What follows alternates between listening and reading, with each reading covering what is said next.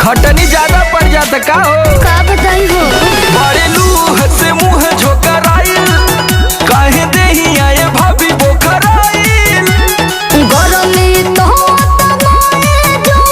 दमरे लागल बाना फूल चैत में बढ़ल परे तरह ढका धक चलत थरे सरह चैत में बढ़ल परे तरह ढका धक चलत थरे भूसा तो फटफटाई के फेंकत होई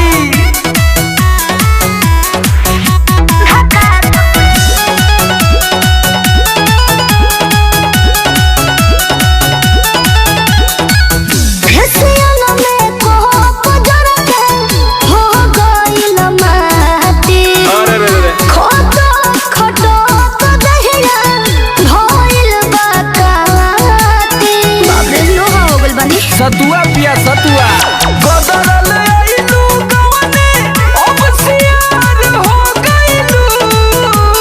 दुइए दिनवा गवने थक के मिलार हो गइलू बोझा डालेला हाथा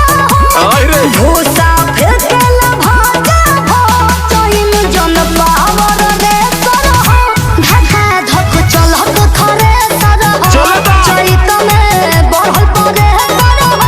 ढका धक चलत थरे सरह हमारा धुआं धुआं हो जाए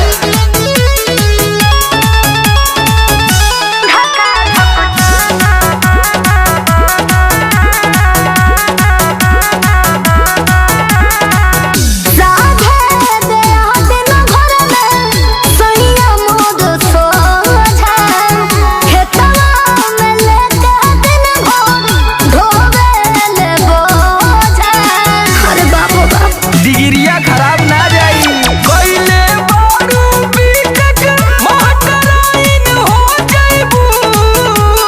पैसा अबते घरवा के मालिकाइन हो जाइबू घर में रोजा होता लोग झोंक बतिया सुने न समरवा लोग बलम के अलग ने चरह ढका धक चलत थरे सरह चैत में बढ़ल परे सरह ढका धक चलत थरे सरह अरे तो थ्रेसर 5G है ना धक धक धक धक चलला।